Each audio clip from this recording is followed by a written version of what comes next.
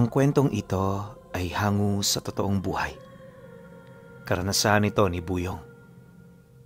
Taong 1966, Ayongon, Negros Oriental.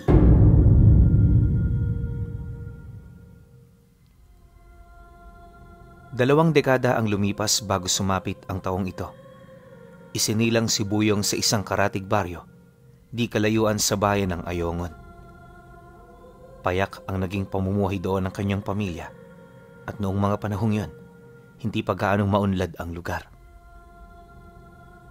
Bilang din sa mga kamayang nakatira, kaya bawat isa sa mga ito, kilala na nila ng husto.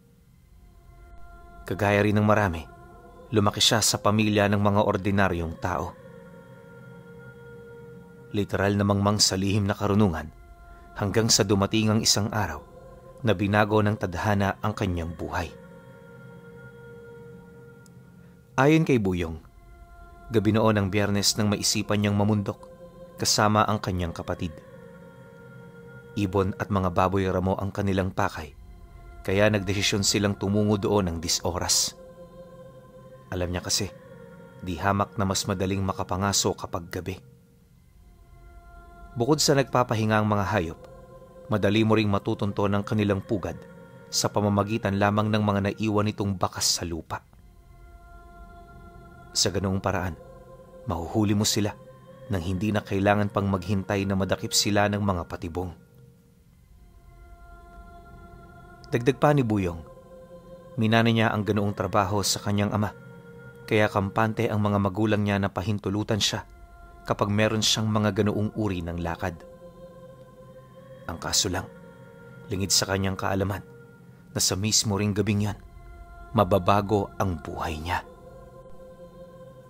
Bandang 7:00 ng gabi nang lumuwas sila ng kanyang kapatid sa baryo. Napakadilim noon dahil walang buwan, kaya yung mga dala nilang sulo, medyo may kalakihan. Dahil na rin sa kasanayan, wala sila gaanong ipinag-alala kahit abutan man sila ng 10 oras sa daan.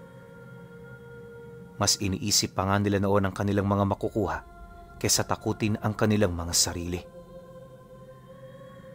Alam ni Buyong na marami ang kwentong umiiral sa kanilang lugar, pero hindi yun basihan para talikuran nila ang kanilang mga nakagawian. Sa pagdating naman nila sa bukana ng gubat, nakakita sila ng 2 bakas ng yapak ng hayop na nakaturo sa magkaibang direksyon. Alam nilang malalaking baboy ramo ang dumaan doon, kaya hindi na sila nagdalawang isip na maghiwalay. Kuya, kunin natin ang 2. Magkita na lang tayo rito mamaya. Nang marinig naman ni Buyong ang sinabi ng kanyang kapatid, hindi naman siya nagdalawang isip na pagbigyan nito. Sa isip-isip niya, mas mainam nga na gano'n ang gawin nila para madali silang makauwi. Ilang minuto lang silang nag-usap bago sila naghiwalay. Ang lakad ng kapatid niya panorte, habang siya naman patungong kanluran.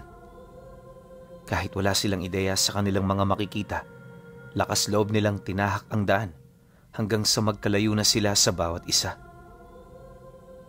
Pagdating naman ni Buyong sa puso ng gubat, pansin niya ang mga huni ng hayop sa buong paligid.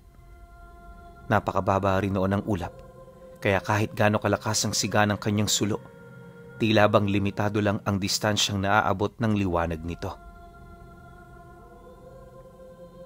Makalipas pa ang ilang minuto, pagdating naman niya sa makahoy nitong parte, bigla na lamang nabaling sa itaas ng mga puno ang kanyang paningin dahil sa napansin niyang liwanag na dumaan sa kalangitan ng napakabilis. Pagsilay niya rito, tumambad sa kanya ang mga dahon na nilalamo ng apoy. Unti-unti na ring bumababa ang abo ng mga ito, kasabay ng paglangit-ngit ng iilan sa mga sanga ng puno. Sa puntong yan, walang naisip gawin si Buyong, kundi ang tumakbo para magtago.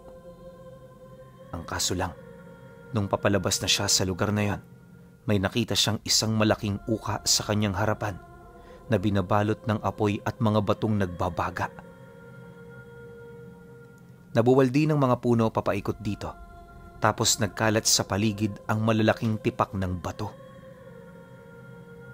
Matapos naman niya itong masilayan, hindi niya maiwasang mapaisip at magtaka.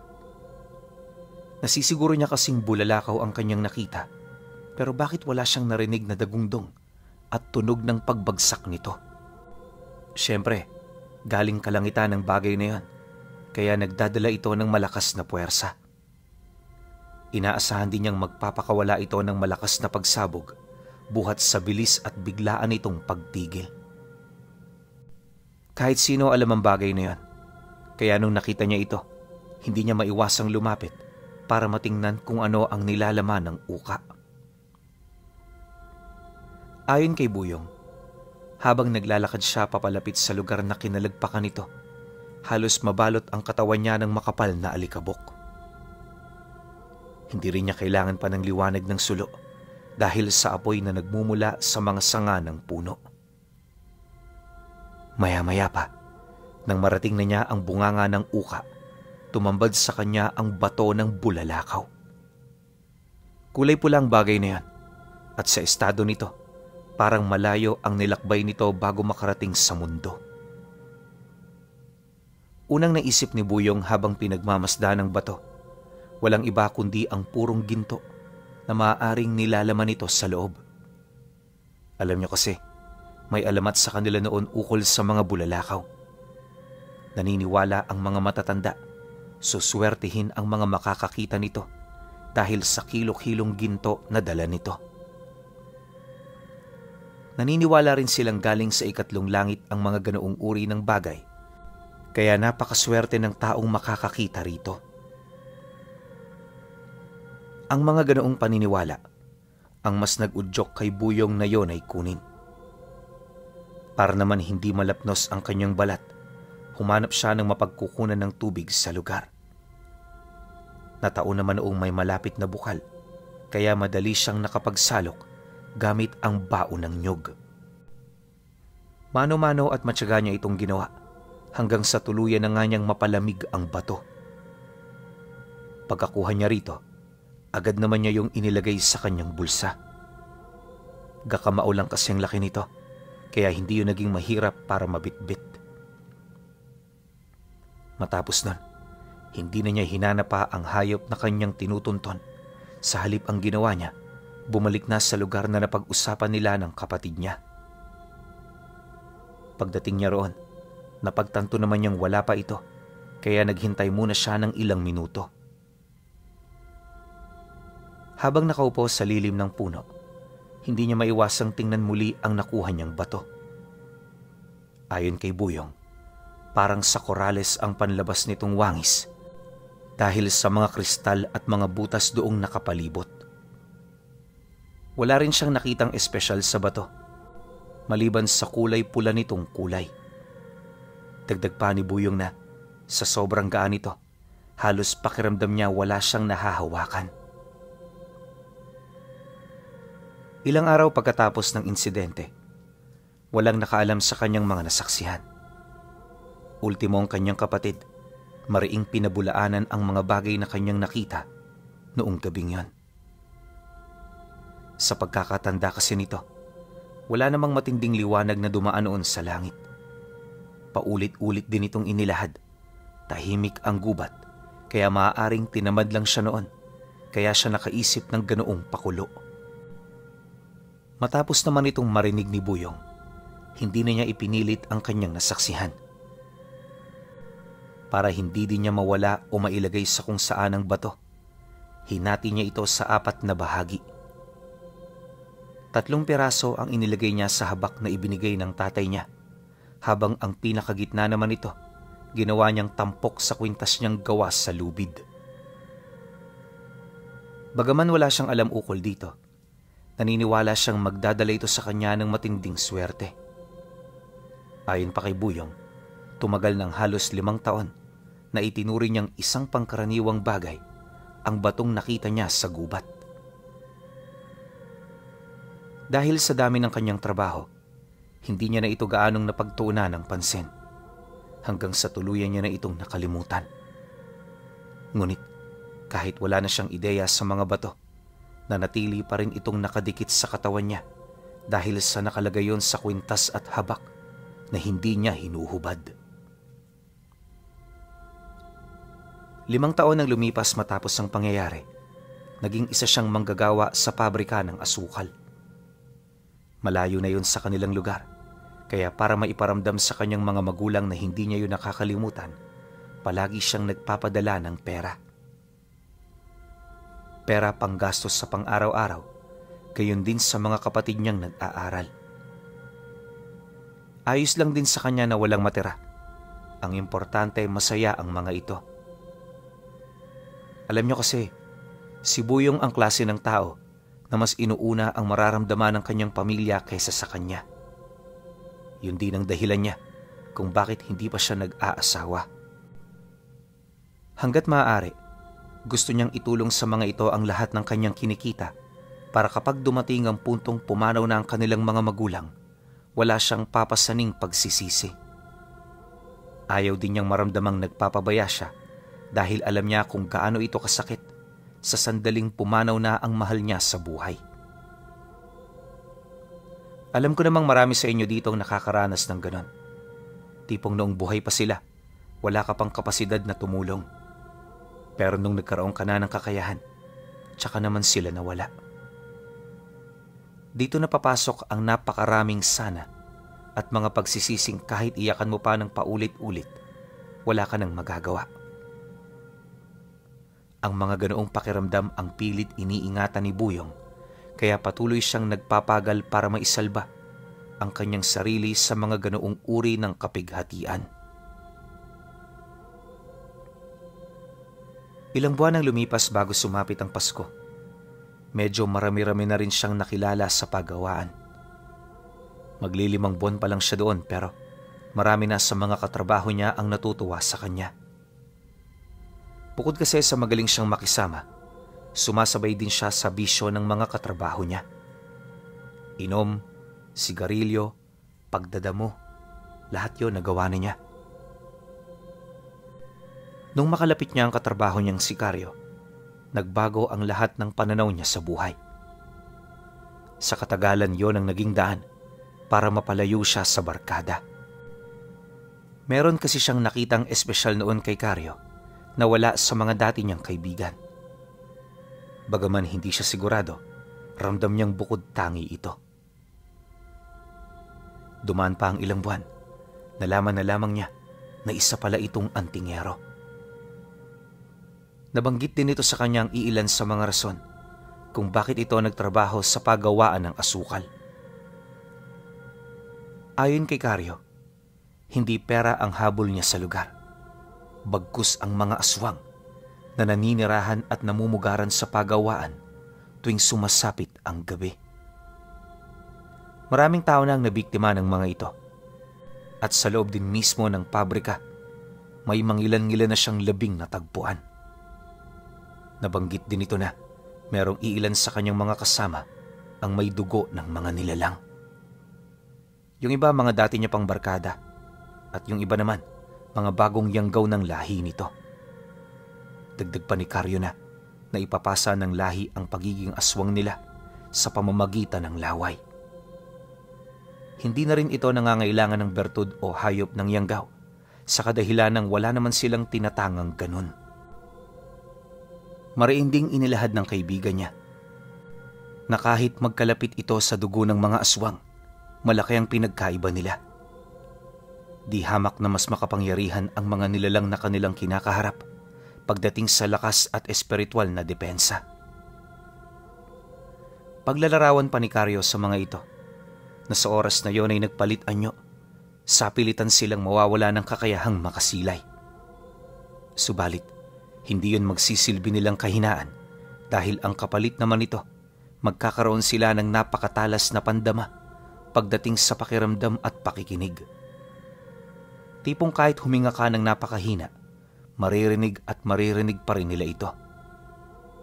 Dagdag pa niya na, may mapuputla rin itong balat tapos meron itong matatalas na mga kuko at 4 na mahabang mga itim na pangil.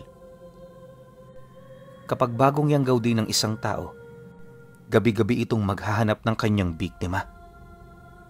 Isang linggo itong iinom ng dugo bago tuluyang makakain ng karne. Isa yon sa mga mahalaga nilang gawain upang mapanatili ang kanilang wisyo at kamalayan. Kaya mag-iingat ka, Buyong, sa mga makakasalamuha mo. Tandaan mo, nasa pugad tayo ng mga kalaban. Sa sandaling nagpabaya ka, tapos ka na. Pero alam mo, nagtataka talaga ako sa iyo. Alam kong matagal mo nang nakakasama ang mga nilalang na yon.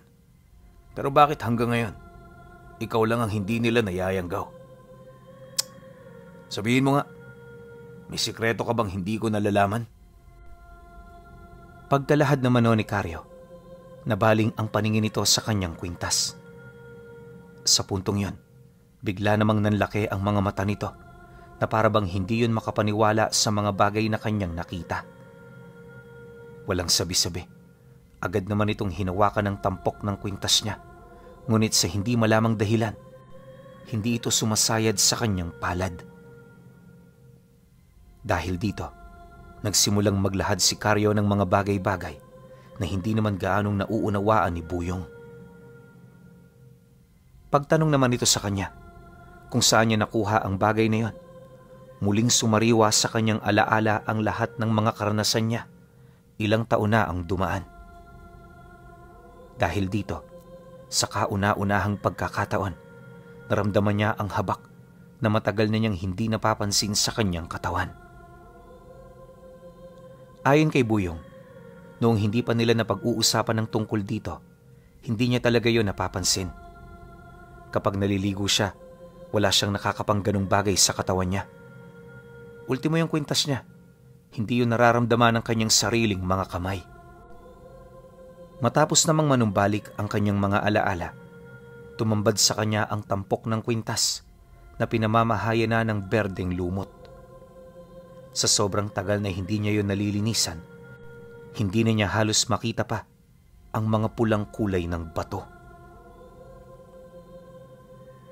Pagbawi naman ni Karyo ng kamay nito, dito na nahawakan ni Buyong ang bato ng bulalakaw na matagal na niyang pagmamay-ari. Nang lumapat ang kamay niya rito, lahat ng mga lumot na matagal na roong nabubuhay, biglang nawala. Bumalik na rin ang kulay nito, na matagal na panahon nang hindi niya nakikita sa mismong bato. Dahil sa ganoong pangyayari, labis-labis naman ang pagkagulat ng kanyang kaibigan. Kahit marami itong alam, hindi nito maipagkakaila ang matinding mangha at pagtataka.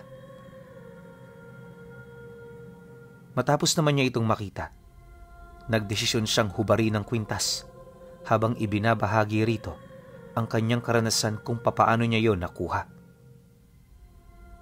Nang marinig naman ni Karyo ang lahat, agad naman siya nitong inabisuhan na sumama. Ayon dito, marami itong nais ipakita sa kanya na may kaugnayan sa ganoong bato. Sa kanilang paglalakad, nabanggit ni Karyo na ang mga ganoong uri ng bulalakaw galing sa ikatlong langit.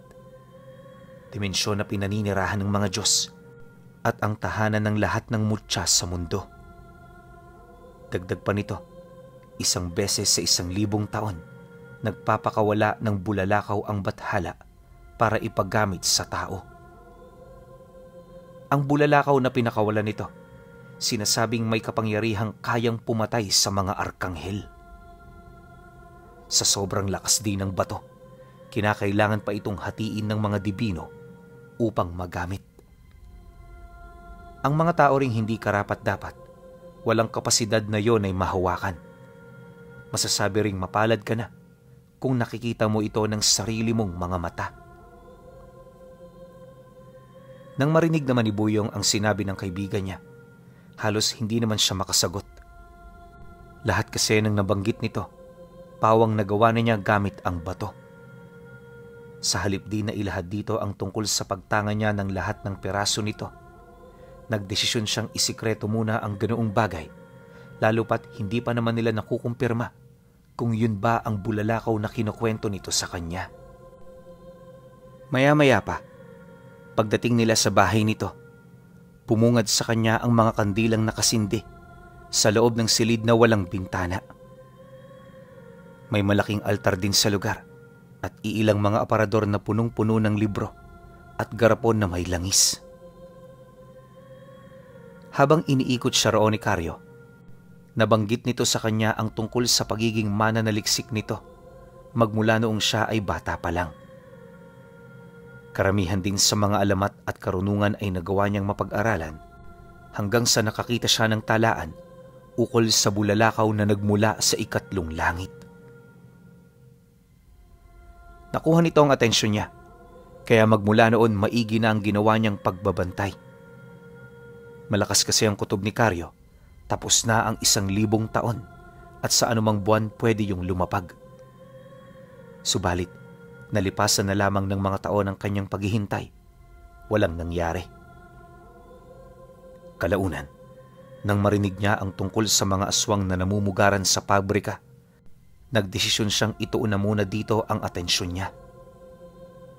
Mariin din itong inilahad na sa pagkakataong yon hindi niya inakalang darating ang taong nakakita ng bato. Matapos naman yung marinig ni Buyong, agad naman siyang umupo sa lumang bangko. Makinig ka, Buyong. Pagmamayari mo ang isa sa pinakamalakas na kapangyarihang pwedeng matangan ng isang tao.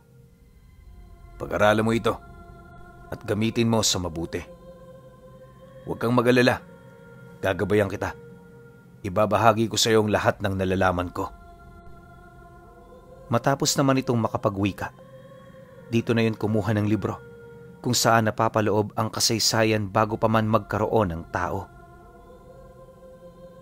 Ayon kay Carlo, simula nang nagkaroon ng buhay ang Sansinukob, nagsimula ang walang katapusang digmaan sa pagitan ng kanan at kaliwa. Maraming anghel ang tumalikod sa Panginoon at lahat ito tinalo ng mga arkanghel. Sa kasagsagan ng kanilang panghihina, isa-isa silang itinapon sa kailaliman ng impyerno. Nang magsimula na ang paglalang ng Diyos sa lahat ng may buhay, muling nagkaroon ng mga pagbabanta. Hindi kayang manatili ng mga arkanghel ng matagal na panahon sa mundo ng mga tao, kaya ang naisip nilang paraan ay ang magpalaganap ng mga mutya upang mapantayan ang puwersa ng kasamaan. Kagaya ng pag-aani ng mga demonyo, may nangyayari ring paglilinis sa panig ng kabutihan. At ang senyales nito ay ang pagdating ng bulalakaw na nagdadala ng kapangyarihan ng arkanghel. Kada milenyo, may mga dibinong naghahati-hati ng biyaya at nabubuhay sila sa napakatagal na panahon. Dahil sa kanila, mas lalong nagkaroon ng karunungan ang mga albularyo at antingero pagdating sa lihim na aral. Sila ang kapisanan ng lahat ng karunungan na tinatamasa ng mga tao hanggang sa pangkasalukuyang panahon. Sa sandali ring pumanaw ang dibino, kasama nitong babalik sa langit ang bulalakaw. Yun ang rason kung bakit hindi ito pwedeng manakaw o maipamana. Dagdag pa ni Carlo na ang mga taong nakahawak sa kapangyarihan ng bato, sinasabing sila ang mga arkanghel na nagkaroon ng katawang lupa. Sa katagalan ng kanilang pagtangan dito, babalik sa kanila ang lahat ng karunungang minsang lumaganap sa Sansinukob. Hindi lang yon, mabubuhay din sila ng ilang daang taon para gawin ang nasabing paglilinis. Matapos namang mabasa ni Carlo ang nasa libro, agad naman yung tumitig sa kanya. Hindi pa man ito nagsasalita pero ramdam na ni Buyong ang mga katanungan nitong nangangailangan ng seryosong sagot. Buyong, may dugo ba ng dibino ang pamilya ninyo? Imposibleng wala. Dahil kapag ang ordinaryong taong humawak niyan, malulusaw ang kanyang laman at buto. Pagkarinig naman ni Buyong sa sinabi nito, mariin naman niyang inilahad na wala nun sa kanilang dugo. Dagdag pa niya na, para sa kanya isang ordinaryong bato lamang ang suot niya. Hindi rin siya ganong kumbinsido sa mga sinabi nitong kwento, lalo pat wala naman yung patunay. Matapos naman niyang mailahad ang kanyang panig, agad naman siyang lumabas ng silid para magpahangin. Hinayaan lang naman siya ng kanyang kaibigan hanggang sa dumating ang puntong nagkaroon na ito ng isang huling desisyon. Ayon kay Karyo, may naisip na siyang solusyon para puwersahan siyang maniwala. Bagaman mapanganib ito lang ang nag-iisang paraan upang mapatunayan ang lahat ng kanyang mga haka-haka. Sa pagpapatuloy naman ng kanilang pag-uusap, hindi naman siya tumanggi. Kahit alam niyang isang kapangasan ang gagawin nila, nakahanda siya sa maaaring mangyari. Kalaunan, nang magkasundo na sila, agad naman nilang pinag-aralan ang kanilang mga gagawin. Ayon sa plano ni Karyo, pupunta sila roon ng 10 oras. Papasok sila sa loob ng pabrika sa kasagsagan ng panginginain ng mga nilalang. Mapanganib man kung iisipin, naniniwala ang kanyang kasama na ito lamang ang paraan para magising ang kapangyarihan na nasa sentro ng kanyang kaluluwa. Pagpatak naman ng 5:00, kagaya ng napag-usapan, bumalik sila sa pabrika. Tama nga sila. Nakita nilang walang salitan ng pagbabantay ang naganap. Kung sino ang nakatoka sa pagbabantay noong umaga, siya rin ang nanatili pagtungtong ng gabi. Kalaunan, pagsarado naman ito, dito nila nakita ang mga manggagawa na nagtatrabaho ng gabi. Ayon kay Karyo, lahat ng mga kasamahan nilang mga nakikipagsalitan gabi-gabi, matagal nang nayanggaw ng mga nilalang na namumugaran sa lugar. Tinatawag niya itong mga ranasag, isang espesyal na lahi ng mga aswang. Dagdag pa ni Karyo na sa kabuuan 5 ordinaryong tao na lamang sa pabrika ang hindi pa nayayanggaw ng mga ito. Kinakailangan din ng mga nilalang na panatilihin ito sa ganoong estado upang may haharap sa mga kalaban nila sa oras na meron sa kanilang maghinala at maglakas loob na kumumpronta. Ngunit hindi rin yun tatagal ayon kay Karyo. Ang mga ranasag kasi pinuno, kilala bilang aswang na mananakop ng teritoryo. Kapag pinamugaran nila ang isang lugar, hindi sila pumapayag na umalis doon nang hindi yun nawawasak ng tuluyan. Wala silang pakialam kung sinong makalaban nila sa proseso, basta gagawin nila ang lahat para magtagumpay. Sa sandali ring sila ang magwagi, merong kalamangang maidudulot ang tagumpay. Bukod sa kontrol na nila ang lugar, bibilis din ang kanilang pagdami dahil sa mga manlalako at manlalakbay na mayayanggaw ng mga bagong usbong. Hindi lang yon, masasakop na rin nila ang mga karatig baryo kahit nakalapit na ang pangunahin nilang pamilya. Nang marinig naman ni Buyong ang sinabi nito, abot langit naman ang naramdaman niyang takot. Hindi niya kasi sukat maisip na meron palang umiiral na ganoong lahi sa kabila ng mabilis na pagbabago ng panahon. Bagaman hindi niya pa yun napapatunayan, naniniwala siyang nagsasabi ng totoo si Karyo. Makalipas pa ang ilang minuto, nang sumarado na ang pabrika, dito na sila nagsimulang kumilos papalapit. Limitahan mo ang ingay na magagawa mo, Buyong. Huwag ka rin magsasalita. At kahit na anong mangyari, huwag mo silang tititigan sa mukha. Bulag man ang mga ranasag, may kakayahan silang tigalpuhin ka, lalo na kung wala kang bakod.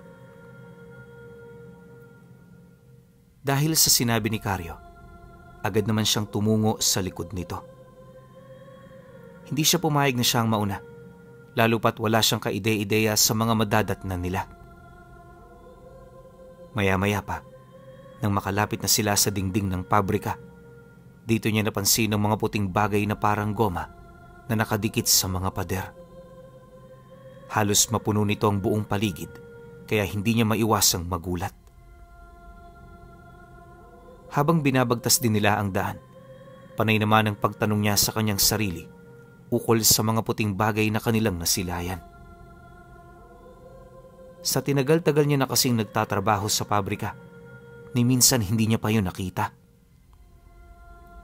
Kalaunan, nang hindi na niya maatim ang mga katanungan sa kanyang isip, dito na siya nagdesisyong ilahad ito sa kanyang kasama.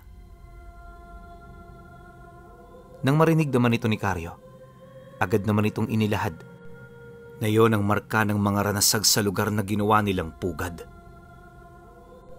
Nagmula ito sa mga malalapot nilang laway na tumigas dahil sa tagal ng kanilang paninirahan sa iisang lugar. Dagdag pa ni Karyo na nagagamit din ito ng mga nilalang para itagpi ang mga nasirang parte ng kanilang tahanan. Pagkarinig naman niya sa sinabi nito, kahit papaano naunawaan na niya ang nais ipahiwatig ng kaibigan niya. Sa pagdating naman nila sa likurang parte ng pabrika, may nakita silang maliit na siwang patungo sa imbakan ng tubo. Noong una wala naman silang napansing kakaiba, pero pagsuot nila rito, unti-unting dumarami ang mga tuyong laway ng mga ranasag. Medyo pahirap yun sa kanilang pag-usad pero kahit papaano'y nakalagpas pa rin sila. Nang mapasok nila ang imbakan, dito na nila nasilayan ang parang mga itlog na bagay na nakasabit sa kisame. Bagaman madilim, pansin na pansin ni Buyong ang paggalaw ng mga ito. Hindi niya mawari kung anong nasa loob ng mga bagay na kanyang nakita, pero nakasisiguro siya na umaangil ang mga nilalang na naninirahan dito. Ilang minuto pa ang lumipas, bigla naman siyang tinapik ni Karyo, hudyat na kinakailangan na nilang lisanin ang lugar. Mag-iingat ka sa mga tinitingnan mo. Diretso lang. Huwag mo na munang pagkaabalahan ang iyong mga nakikita. Mamaya, ako na magpapaliwanag niyan sa iyo isa-isa. Dahil sa sinabi nito, pinili naman niyang pagtuunan niyo ng pansin. Ayon sa kanya, na habang tumatagal sila sa loob ng pabrika, mas dumarami ang mga nakikita niyang bago sa paningin niya. Bukod sa mga nagkalat na dugo sa mga makinarya, pansin na pansin rin niya ang sahig nitong may bakas ng taong dugo ang kinakaladkad. Maya-maya pa, nang marating nila ang sentro ng pagawaan, tuon na bumungad sa kanila ang mga nilalang na nakapalibot sa mga sako-sakong asukal na pinaghirapan nilang ipunin. Sa gitnang bahagi naman ng mga asukal, may 10 kataong nakaluhod, pilit na nagmamakaawa sa mga ito. Subalit, imbis na pakinggan nyo ng mga nilalang, sabay-sabay nila itong nilapa. Sa ilang segundong pag-atake nito, halos maganda pira-piraso ang katawan ng mga biktima. Matapos naman yung masilayan nila Karyo, dali-dali naman itong nagbigay sa kanya ng hudyat na umatras na. Hindi kasi maganda ang sitwasyon nila dahil sa dami ng mga ranagas sa paligid. Nang maunawaan naman niya ang senyas nito, nagmamadali naman siyang sumunod pero ilang metro pa lamang ang layo niya sa kinaroroonan ng mga nilalang. Aksidente niyang nasagi ang makinaryang naglilipat ng mga sako ng asukal. Nakagawa yun ng malakas na ingay na ultimo si Karyo natigilan sa pagtakbo. Dahil sa pangyayari, agad naman niyang nakita ang pagsugod ng mga ranagas. Sa sobrang dami ng mga ito, may mga dumaraan na noon sa bubong ng pabrika, matuntun lamang ang kinaroroonan niya. Pagsilay naman ito sa kanya, paisa-isa naman itong sumunggab pero hindi yun umubra. Makailang beses din itong ginawa ng mga nilalang, ngunit sadyang wala silang kapasidad na basagin ang harang na bumabalot sa kanyang katawan. Nang makaligtas si Buyong sa ganoong sitwasyon, taliwas naman dito ang kinahantungan ni Karyo. Pagdating niya kasi sa may bandang lagusan, nakita niya itong kinakainan ng buhay. Matagumpay na nasagpa ng 2 ranagas ang kanyang tiyan, dahilan para mabilis nitong mapunit ang kanyang laman at balat. Nang madatnan nito ni Buyong Nakalabas na ang mga bituka nito, kaya nung sinubukan niya itong iligtas, hindi na rin yun nagtagal. Paglabas nila sa pabrika, nakita niya itong lupaypay na at wala ng buhay. Nang mapagtanto naman niya ito, napilitan siyang yon ay iwan. Kung sakali kasing isasama pa niya ang kanyang kaibigan, maaaring hindi niya matakasan ang mga nilalang. Kalahating oras pa ang lumipas, napadpad na nga siya sa bayan kung saan sila nanunuluyan. Pagpasok niya sa kanyang silid, ramdam niya ang pag-aligid ng mga ito pero hindi na yon naglakas pa ng loob na siya ay pasukin para dukutin. Marahil ay naramdaman ng nilalang ang kanyang itinatagong abilidad kaya hindi na ito nangahas pa. Kinabukasan, pagbalik niya sa pabrika, parang walang nangyari. Subalit kahit ganun man kagaling umakto ang kanyang mga kasama, hindi niya maipagkakaila ang nararamdaman nitong galit laban sa kanya. Maya-maya pa, nang makaharap na niya ang kanilang amo, dito na niya inilahad ang kagustuhan niyang umalis. Wala na rin siyang pakialam para sa magiging bayad niya sa buwang yan. Basta ang gusto niya, maging opisyal na ang pagtalikod niya sa kanyang trabaho. Nang marinig naman yon ng kanyang amo, di naman ito maiwasang ngumisi na parabang isang malaking biro ang kanyang naging pasya. Nagtataka man, pinili niyang ipagsawalang bahala ang kanyang mga nakikita. Dumaan pa ang ilang segundo, kagaya ng inaasahan, bukal sa loob nitong tinanggap ang kanyang pag-alis. Nang marinig naman niya ang pagsang-ayon ng amo nila, dali-dali naman siya roong umalis. Ngunit pagbukas niya ng pinto, di niya maiwasang mapatigil dahil sa mga katagang kanyang narinig. Kung inakala mong dahil dito matatakasan mo kami, nagkakamali ka. Ito pa lang ang simula. Reinkarnasyon ni Arkanghel Gabriel.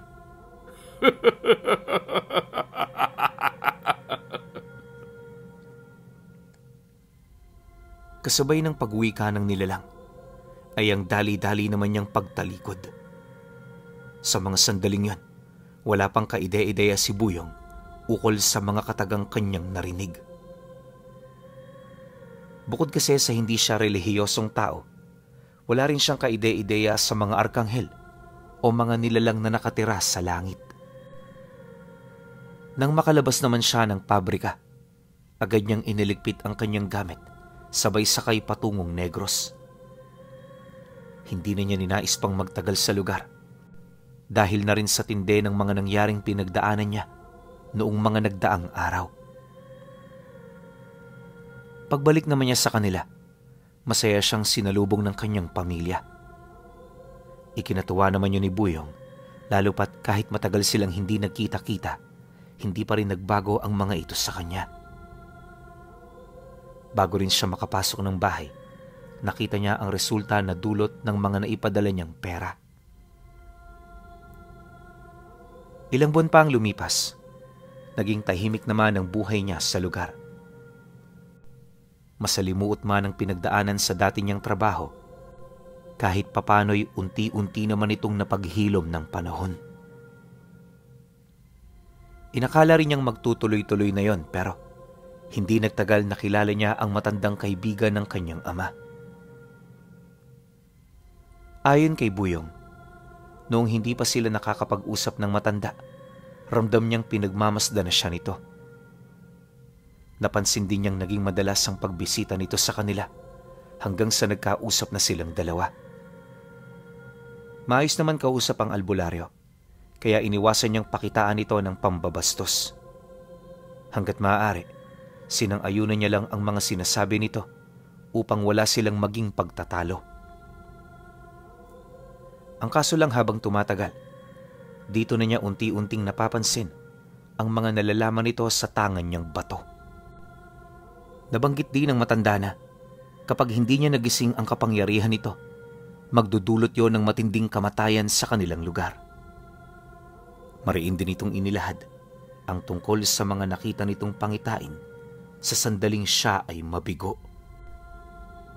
Dagdag pa ng matanda, yon ang pangunahin niyang rason kung bakit naglaan siya ng oras para kay Buyong at sa pamilya nito.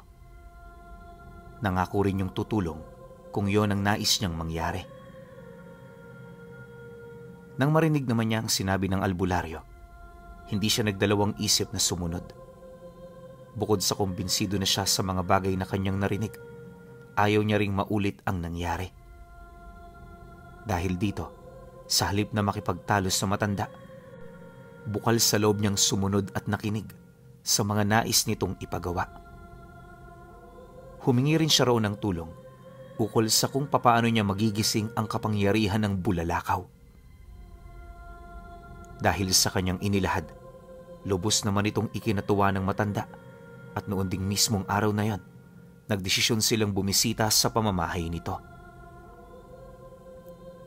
Sa mga una at sumunod na araw, iniwasan muna nilang gumawa ng hindi pangkaraniwang bagay dahil ang nais mangyari ng matanda. Magkakilala sila ng lubusan. Ayon dito, paano nila makikilala ang kanilang kalaban kung sila mismong magkasama walang ideya kung sino ang bawat isa sa kanila? Bagaman naging mahirap yon para kay Buyong, lakas loob niyang inilahad ang mga pangyayari sa kanyang nakaraan. Masakit man yun para sa kanyang kalooban, nais niyang pakawalan na ang mabigat niyang dinadala. Nang marinig naman yon ng albularyo, naunawaan naman siya nito. Kalaunan, nang makilala na nila ang bawat isa, dito na siya nito sinimulang bahagian ng aral. Unang ginawa ng matanda, ipakilala sa kanya ang mga banal na arkanghel. Sumunod nun, sanayin siya sa pamamagitan ng mga pisikal na gawain. Naging madalas din ang pagsasanay nila sa mga sandata bilang pangunahing paghahanda para sa mga ranagas. Naniniwala kasi ang albularyo, susundan siya ng mga ito upang paslangin. Ito kasi ang mga nilalang na malapit sa mga arkanghel ng kadiliman, kaya may posibilidad na meron itong direktang kautusan para mapigilan ang kahit na sino. Dagdag pa ng matanda na, ang mga nilalang na yon ang sumasakatuparan sa mga demonyong nagkaroon ng katawang lupang nabuo mula sa langit at puot ng mga tao. Ramdam din ng albularyong malapit na ang pinakahinihintay nilang panahon, kaya halos di na sila nagkaroon ng oras para magpahinga at magbakasyon. Isang gabi, habang nagro-rosaryo ang albularyo, tahimik lang naman siyang naghintay sa labas. Kakarating pa lang niya kasi sa tahanan nito, gawa ng pinabisita siya ng tatay niya sa kanilang bahay noong umaga. Maya-maya pa, nang maramdaman naman ito ang presensya niya, mahinaho naman siya nitong inabisuhang pumasok. Nang marinig naman niya ang sinabi nito, dali-dali naman niyang binuksan ang pinto, sabay upo sa sala ng bahay. Pagdating naman ng matanda, agad nitong inilapag sa isang maliit na mesa ang hawak nitong lampara, sabay upo malapit sa kanya. 3 buwan na ang nakalipas magmula nang simulan natin ang ating pagsasanay. Batid kong handa ka na, iho. Ganon din ang ating mga kalaban. Kanina nung wala ka, dumating ang mensahero ko mula sa karating bayan. Nakita niya ng personal ang mga ranagas at base sa kanyang kalkulasyon, meron tayong 4 na araw bago sila tuluyang makarating dito. Hasain mo na ang mga armas mo. Patalasin mo sila sa puntong kaya na nilang humiwa ng buto na parang mga tinapay. Pagkarinig naman ni Buyong sa sinabi nito, halos hindi naman niya mawari ang kaba na kasalukuyan niyang nararamdaman. Naimulat na nga ng matanda ang kakayahan ng mga bato, pero wala pa siyang malalim na karanasan pagdating sa aktwal na kombate. Dahil dito, agad naman niya itong ipinaalam sa kanyang maestro. Matapos naman itong marinig ang kanyang hinaing, agad naman yung tumayo nagsuot ng salakot, sabay abiso sa kanya na sumama. Akala ni Buyong kung saan lang sila noon pupunta, pero kalaunay napansin niya na tinatahak na nila ang daan patungong baryo. Nagtataka man sa kanilang biglaang lakad, minabuti niyang hindi na umimik. Maya-maya pa, pagtigil naman ng matanda, dito niya nakita ang 2 palapag na bahay na may isang silid na walang nakasinding lampara. Pagturo naman ng albularyo sa lugar na yon, mariin itong inilahad sa kanya. Napugad yon ng mga aswang na nananalasa sa kabilang baryo. Matagal na itong naninirahan sa lugar nila, kung saan hindi ito mapaalis-alis ng mga tao. Dahil sa wala naman itong nabibiktima, di na nagawa pa ng matanda na makialam. Subalit, dahil sa paparating na panganib, pinili niyang sirain ang kasunduan nila. Wala siyang pakialam sa sumpang gagawin ng mga ito, lalo pat nasisiguro niyang marami ang mamamatay kung pamugaran sila ng mga ranagas. Nang marinig naman ni Buyong ang sinabi nito, agad naman niyang hinugot ang kanyang sundang, sabay taimtim na alay ng dasal sa kanyang kwintas. Paghawak naman niya sa tampok, hinalikan niya yon ng may buong pananampalataya. Matapos nun, dali-dali na niyang tinahak ang daan hanggang sa makalapit na siya sa harapan ng tahanan. Bagaman napakatahimik ng paligid, ramdam ni Buyong ang mga matang nagmamasid. Hindi naglaon. Nang magkaroon na siya ng sapat na lakas ng loob, agad naman niyang tinadyakan ng pinto at doon na nga nagsilabasan ang mga nilalang. Para itong mga mababangis na hayop na walang patid na sumusugod upang paslangin siya. Subalit, sa bawat pagsakmal nito sa katawan niya, nahaharangan ito ng isang malakas na uri ng pananggalang. May mga nakakatagusman, mabilis na pinaghihilom ng bato ang lahat ng sugat na kanyang natatamo. Ayon kay Buyong Pinuno, na sa kanilang pagsasanay, nalaman niyang hindi siya mamamatay sa kahit na anong pinsala hanggat hawak niya ang bato. Alam din niyang walang panama sa kanyang abilidad ang mga aswang, kaya hindi niya gaanong pinagtuunan ng pansin ng pagpapalakas sa kanyang depensa. Sa pagpapatuloy naman ng pakikipaglaban niya, halos kitang-kita ng matanda ang kanyang tapang at pananampalataya sa gamit. Ilang nilalang man ang kanyang makaharap, paulit-ulit siyang bumabangon para lipulin ang mga ito. Maya-maya pa, nang medyo nag-iinit na siya, dito na siya nagsimulang magbulong ng usal na may basbas ng bulalakaw. 100 beses na mas malakas ito kumpara sa ordinaryong usal. Kaya nung tinamaan ng isang aswang ng kanyang tigalpo, hindi yun naparalisa bagkus diretso itong namatay. Dahil sa mga nangyari, ramdam naman niya ang pag-iingat ng mga kalaban niya. Kung kanina hindi ito nagtitimpi sa pagsugod, ngayon parang nagdadalawang isip na ito. Inaasahan naman yun ni Buyong, lalo pat may 5 ng aswang ang nakahandusay sa kanilang harapan. Pag-angil naman ng mga nilalang, muli itong sumugod ng may nagkakaisang atake. Nang mapansin naman ito ni Buyong, nanatili lang naman siya sa kanyang kinatatayuan hanggang sa may umunday na ng saksak sa kanyang tagiliran. Matapos ang pangyayaring yan, tinangka nitong hugutin pa ang kanyang kamay pero hindi niya ito pinahintulutan. Paghawak niya rito gamit ang kaliwang kamay niya, agad niya itong inundaya ng kanan kung saan naroon ang tangan niyang sundang. Sa sobrang talim ng bagay na yan, halos hindi na siya nahirapan pa na tanggalin ang braso nito. Dahil sa ginawa niya, nagkaroon ng pagkakataon ng aswang na lumayo, ngunit pagdistansya nito sa kanya ng bahagya, bigla itong hinila papalapit ng hindi inaasahang puwersa. Ayon kay Buyong, parte ito ng kakayahan ng kanyang kwintas. Kung hindi niyo kasi na itatanong, kapag gamit-gamit niya ang abilidad nito, nagkakaroon siya ng kapamahalaan sa hangin. Dahil sa ganoong abilidad, kaya niyang hawakan ang kanyang kalaban kahit ilang metro ang layo nito sa kanya. Yun nga lang, hindi niya ito basta-bastang nagagamit buhat sa nakakapagod nitong epekto. Subalit kahit ganoon ang abilidad niyang yon, ni minsan sa kanilang pagsasanay, hindi pa yun sumablay. Nang maramdaman naman ng aswang ang kanyang paghahawak, nagpumilit pa itong magpumiglas pero hindi na rin ito gaanong nakayanan ng puwersa. Sa pagtagal ng pagkakahawak niya, unti-unting dinurog ng puwersa ang buto ng aswang.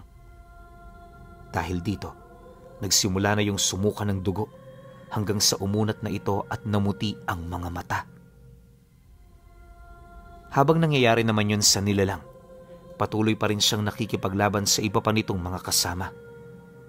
Sa loob ng 15 minuto, walang takot na nakipaglaban dito si Buyong ng mano-mano. Lahat ng atake tinanggap niya, ngunit hindi yun sapat upang mapahina siya. Nasanay na rin sa ganoon niyang abilidad ang mga aswang, subalit pilit pa rin itong nagbabakasakali na matuklasan nila ang kanyang kahinaan. Dagdag pa niya na, maliban sa mga mandirigmang aswang na nakaharap niya, tumutulong na rin dito ang 2 gabunan ng pamilya. Bagaman ordinaryong lahi lang ito ng mga wakwak, hindi niya maipagkakaila ang puwersa ng grupo kapag nagsama-sama. Maya-maya pa, nang mahawakan naman niya ang lalaking gabunan, bahagya siyang lumayo sa pangkat nito upang ipakita kung papaano niya yun paparusahan. Nang masipat naman ito ng natitirang mga aswang, hindi naman ito maiwasang sumunod sa kanya. Makailang beses na rin siya nitong inutusang palayain ang pinuno nila pero hindi niya yun pinakinggan.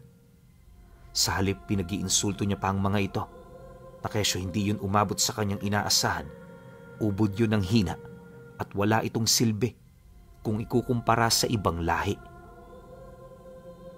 Dagdag pa niya na ang dapat ginagawa sa mga ganoong uri ng aswang, hindi na pinaparami. Dahil sa kanyang mga sinabi, nagdulot naman ito ng matinding galit para sa pangkat ng mga nilalang. Gustuhin man siya nitong sugurin para paslangin, pero hindi nila ito magawa. Alam kasi ng mga ito na kapag nangahas sila, papatay ni Buyong ang kanilang pinuno. Oh, ba't kayo nag-aalangan? Huwag niyo nang isipin ng matandang to. Kagaya niyo rin siyang talunan. Kaya ano pang silbi niya sa inyo? Nang marinig naman ng aswang na sugatan ng kanyang sinabi, pilit naman itong sumagot sa kanya.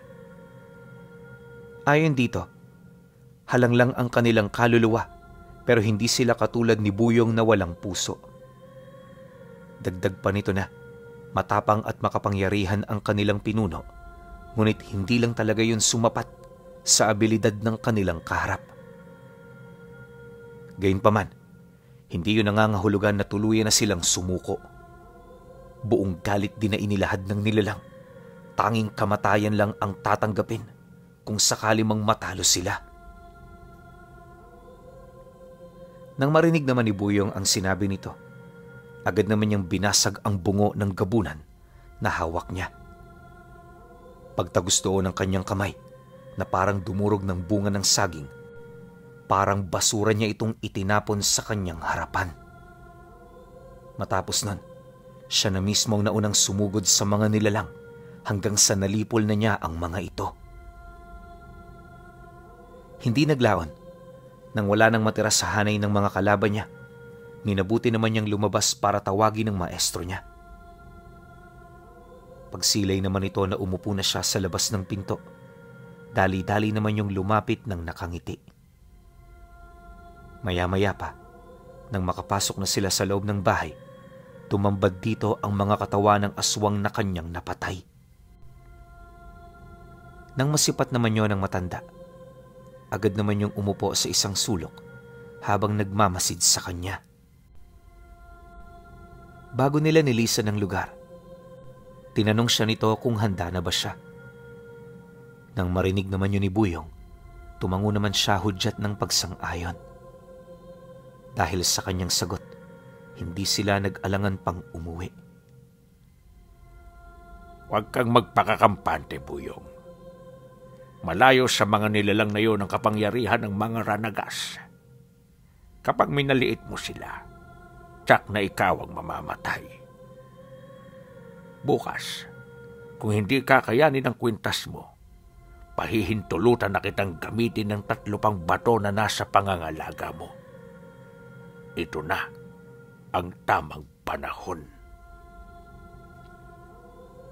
Sige ho, maestro. Pero kung kaya naman, hindi ko yun gagamitin. Ayokong danasin muli ang paghihirap na naranasan ko noong nagsasanay pa ako. Ang pakiramdam na yun. Hinding-hindi ko talaga yun makakalimutan. Dumaan pa ang mga araw. Kagaya ng inaasahan, dumating na nga ang pangkat ng mga ranagas. Nagpakilala ito bilang mga manlalako na may mga daladalang paninda mula sa mga malalayong lugar. Pagtungtong din ito sa baryo nila, nagsimula na itong magbenta ng mga karne na merong sa bulag. Nagbigay din ito ng libreng mga asukal para makahikayat ng mas maraming tao. Nang marinig naman nila Buyong ang tungkol dito, agad naman silang tumungo sa mga saluka ng maiinom para ilagay doon ang bato na pumupuksa sa yanggaw ng uring yon. Matapos nila itong gawin, bumalik sila sa baryo para magmasid.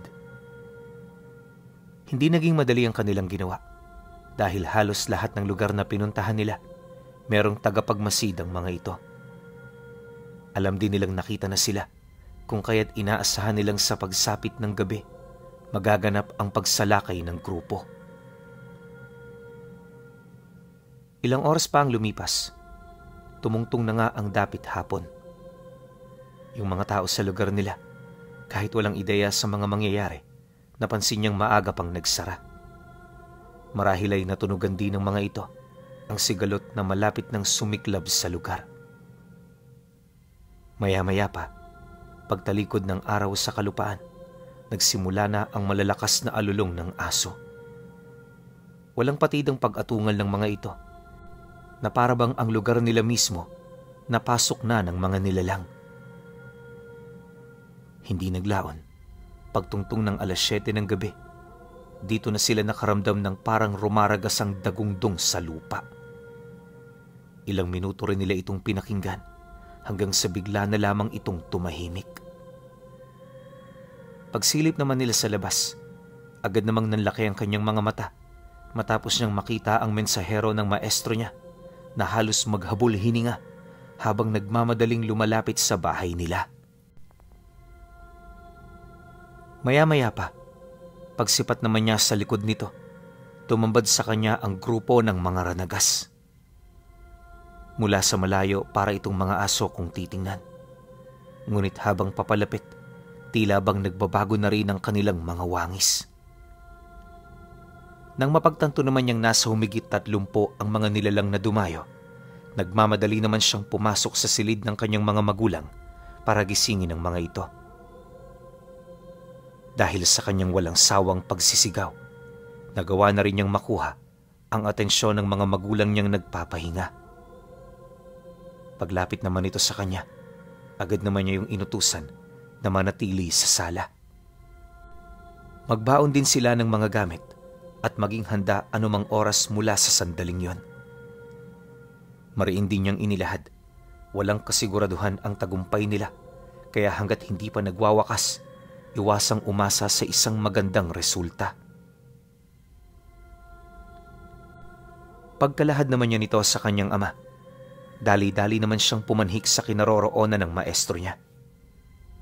Nadatnan niya ito sa entradang pinto ng kanilang bahay, taimtim na nananalangin sa kanilang bathala. Matapos nun, tumayo ito mula sa pagkakaluhod, sabay kausap sa mensahero niyang nakaligtas. Sa halip na utusan pa yon ng matandang makipaglaban sa mga nilalang, nagdesisyon itong manatili sa tabi ng mga magulang ni Buyong. Inutusan din ito ng matanda na kung sakali mang maramdaman itong natatalo na sila, huwag itong magdalawang isip na gumawa ng paraan para makatakas. Pagkabigay naman ito ng abiso, yun ang naging hudyat para lumabas sila ng bahay. Pagsilay naman nila sa buong lugar, tumambad sa kanila ang grupo ng mga ranagas na nasa anyo ng pagiging isang tao. Sa pinakaunang hanay nito, nakita niya ang may-ari ng pabrika na walang sawang nakangisi sa kanya. Ayon dito, masaya siyang muling makita si Buyong na nasa maayos na kalagayan. Dagdag pa nito na marami silang dahilan para hanapin siya, kaya nagdesisyon silang lumipat ng pugad. Nabanggit din ito na paparating pa lang ang mga susunod na pangkat na nagdadala ng lahat ng kanilang kagamitan. Matapos namin kayong patayin, ang tahanan niyong magiging sentro ng pugad. Ang mga magulang mo habang buhay naming aalipinin hanggang sa sila'y manghina at mamatay.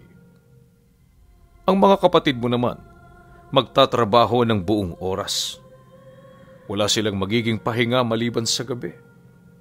Titipirin namin ang kanilang pagkain at hanggang sa pagtanda, itatatak namin sa kanila kung sino may kasalanan ng kanilang paghihirap. Nang marinig naman ni Buyong ang sinabi nito, di naman siya raw nagpa-apekto.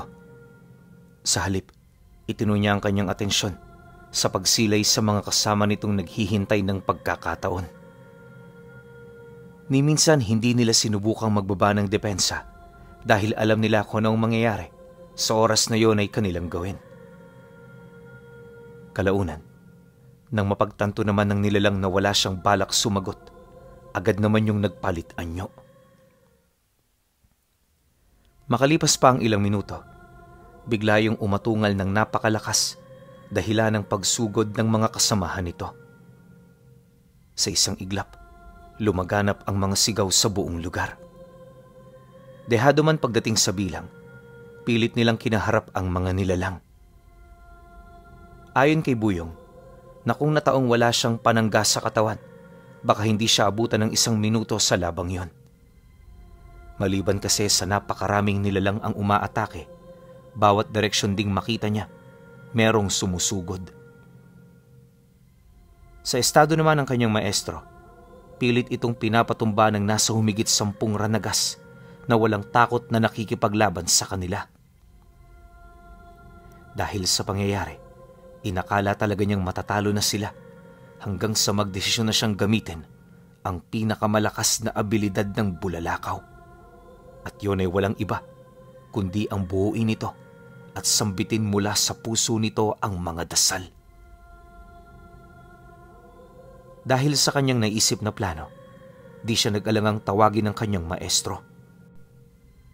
Nang maunawaan naman ito ang nais niyang gawin, dali-dali naman itong lumapit kahit pilit yung hinihila papalayo ng mga nilalang. Mabuti na lang, maraming mutyang tanga ng matanda, kaya nagawa nitong malagpasan ng ganoong pagsubok. Yun nga lang, nang makalapit na yon sa kanyang kinaroroonan, dito nila napansin ang dami ng mga ranagas na naghihintay. Sa mga sandaling yon, alam ng matanda na hindi magiging maganda ang kanyang lagay, habang pinoprotektahan ng nag-iisa ang disipulo niya. Ngunit, imbis na makaramdam ng panghihina, mas lalo pang tumindi ang kanyang hangarin na gampanan ng kanyang misyon. Bago rin ito maging isang espada at kalasag ni Buyong, nakapagbitaw pa ito ng payo para sa kanya. Iho, huwag mong iiyakan ng isang mandirigmang dakila sa kanyang tungkulin. At kahit mamatay siya, huwag mo siyang papatakan ng luha, sapagkat isa itong insulto para sa kanyang mga paghihirap. Magpatuloy ka. Huwag mong titingnan bilang krus na pasanin ang kanyang paglisan. Nang marinig naman ito ni Buyong, matapang naman siyang tumango, kahit sa likod nito nalulusaw na ang kanyang kaisipan, dala ng matinding kalungkutan at emosyon. Sa mga sandali kasing yan, alam niya niyang nagpapaalam na sa kanya ang matanda. Inaasahan naman niya ito, lalo pat sa sitwasyon nila, masyado nang imposible ang makalabas ng buhay. Maya-maya pa, matapos naman niyang marinig ang payo nito, dito na niya sinimula ng pagbubuo sa bato. Habang ginagawa niya ito, sumasambit siya ng mga buhay na salita. Nang mapansin naman ito ng grupo ng mga ranagas, pilit naman yung sumugod para pigilan ng kanyang binabalak. Yun nga lang, paglapit nito sa maestro niya, hindi naging madali ang kanilang pag-usad. Halos hirap na hirap kasi silang kontrahin ang bisa ng tanga nitong mutya ng pagong at kulog. Iyon ang nagsilbing depensa ni Buyong bago tuluyang nabasag ng may-ari ng pabrika ang mismong harang na nilikha ng mga mutya nito. Pagtarak naman ng apat nitong pangil sa leeg ng matanda, kitang-kita niya kung papaano yun binawian ng huling hininga. Nang mamatay na ito, sakto naman ang pagkabuo niya sa bato. Dahil dito, dali-dali naman siyang sinunggaban ng nilalang, subalit naging huli na ang lahat. Bago pa man kasi ito makalapit, bumagsak ang isang malakas na kidlat mula sa kinatatayuan niya, dahilan ng pag-ilag nito. Ilang segundo ring binalot ng malakas na usok ang lugar, hanggang sa kalaunay tumambad sa grupo nito ang isang nilalang na hindi nila mawari kung anong uri. Binabalot ito ng itim na damit at paluti, tapos ang ulo nito nakasuot ng talukbong na halos hindi mo kayang maaninag sa loob nito ang kanyang wangis. Meron din itong daladalang mahabang sibat na may mga nakahulmang simbolo sa pagitan ng dalawang talim nito. Matapos naman yung masilayan ng mga nilalang, buong lakas naman nila itong inatake. Akala nila madali nila itong mapapangibabawan dahil sa dami nila, pero isa itong malaking pagkakamali. Akmang papalapit pa lamang kasi ang mga ito, may nasipat silang isang nakakasilaw na liwanag na tumagos sa kanilang mga dibdib. Sa sobrang bilis ng mga pangyayari, ni hindi nito namalaya na sila'y patay na. Pagbagsak naman ng mga ranagas sa lupa, tumambad sa mga mata ng may-ari ng pabrika ang 12 pakpak ng nilalang na gawa sa puting liwanag.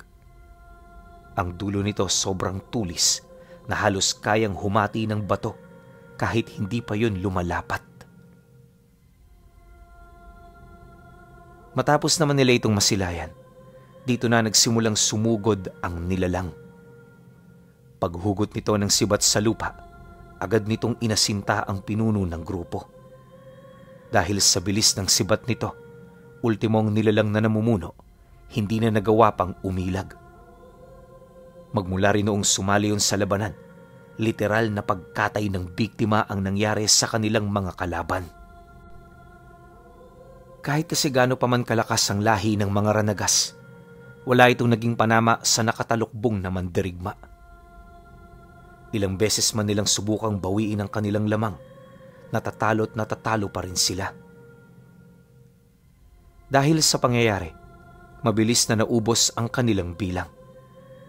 Nang isa na lamang ang natitirang buhay, pinatalikod yun ni Buyong bago itarak ang kanyang sibat sa mismong ulo nito.